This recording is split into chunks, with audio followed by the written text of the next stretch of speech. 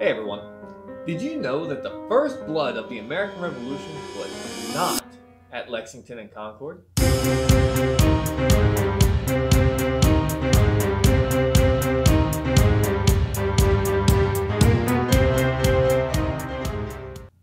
How's it going, everybody? Welcome to Virtual History 360. I'm Mr. Wade and this is Flipping History. Today I want to talk about a little part of the American Revolution. Specifically, I want to talk about the first battle. Now, when speaking about historical events, a lot of people like to claim to be the first. And before I talk about a battle, let's talk about what I alluded to in the introduction. You see, the idea of the British taking arms and ammunition away from the Americans was not new. Look back to February 27, 1775. As the regulars were marching towards Salem, Massachusetts, they were stopped by the townspeople. This group of people blocked the road and raised the drawbridge. As the day wore on, the patience of these British regulars grew thin. Eventually, the threat of bayonets was announced. At this point, a man named Joseph Witcher stepped forward, opened his shirt, and dared the soldiers to attack. One infuriated redcoat lunged forward and pricked Witcher's chest, and this drew the first blood between the colonies and Britain. Bet you never heard that before, huh?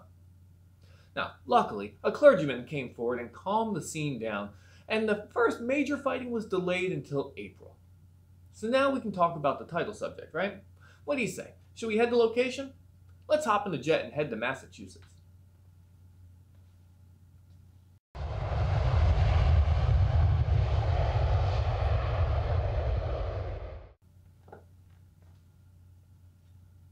Here we are at the Old North Bridge. Now, this is not the original, but a replica built to look just like the bridge that was there in 1775. So why are we here? Well, this is where the Battle of Concord took place. And just down the road is Lexington. And this is where the fighting actually started. You see, the British regulars marched to Lexington hoping to capture Samuel Adams and John Hancock, and then also confiscate all of the arms and ammunition that was being stockpiled there. I'm sure you've heard of the Midnight Ride of Paul Revere. Thanks to Longfellow, we know it happened. But unfortunately, his poem was not completely historically accurate. You see, Paul Revere was just one of a number of writers. Have you heard of Samuel Prescott or William Dawes? Where are their poems? I mean, Dawes actually completed his mission. No poem for him. And what about yelling, "The British are coming"? Well, he wouldn't be yelling while trying to complete a secret mission, now would he? And didn't everybody consider themselves British at the time? I mean, since we were part of the British Empire, he probably alerted people that the regulars or redcoats were coming. But, nevertheless, the Minutemen were alerted and assembled in Lexington. And although they were told not to fire until fired upon, somebody shot. We don't know who, but one British soldier was wounded in the skirmish. But because the Minutemen were so outnumbered, all they did was delay the British on their march to Concord. When the redcoats arrived, they began looking for the weapons that had already been moved away. It was during this search that a group of about 90 regulars met up against about 400 Minutemen here at the North Bridge. This was the first case of the Americans being effective against the British, and they forced their retreat. Ralph Waldo Emerson immortalized this in the poem, The Concord Hymn, and this is where he called it "the shot heard round the world."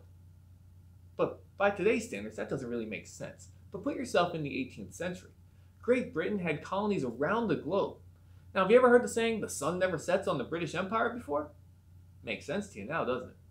Plus, the idea of a colony fighting back against a colonizer was kind of unheard of back then. Other colonies would use the American Revolution to justify their own fights for independence. Alright, let's get back to what happened here in Concord.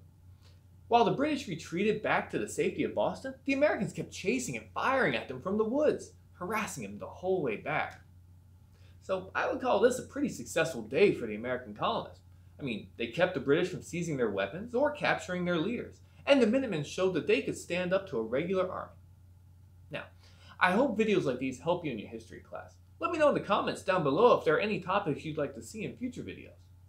So, if you like this video, go ahead and hit that like button. Go ahead and subscribe if you already have.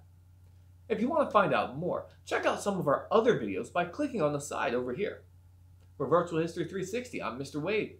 Thank you.